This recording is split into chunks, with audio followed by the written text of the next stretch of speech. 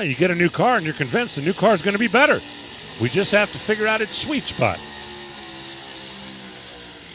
Density altitude is still checking in over 9,000 feet, even though it has cooled off a little bit out there.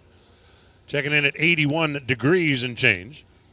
Water grain's up a little bit, as is the norm after a track washing excursion like we had earlier. Now it's going to be Deric Kramer.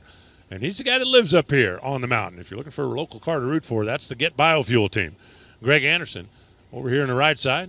HendrickCars.com, Summit Racing Equipment, the reigning champ. And he sure would like to keep that number one on the side of that red, white, and blue Chevrolet at the end of the year. And the Kramer family's got one racing on Sunday already. Deric will be there for certain with the Camping World Series Pro Stock, but we've been talking about how many different categories they are running, and they got one down at the semis.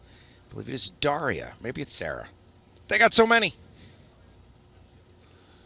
But they were definitely pumped up there in the suite. I'm kind of surprised Pop wasn't driving this year.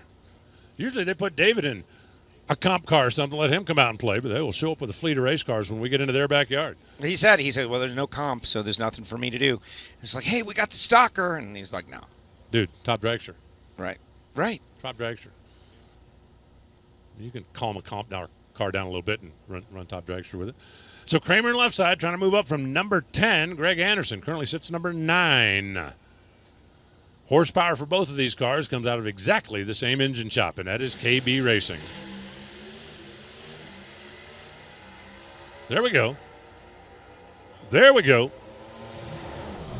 697 to 697. 6.973, 195.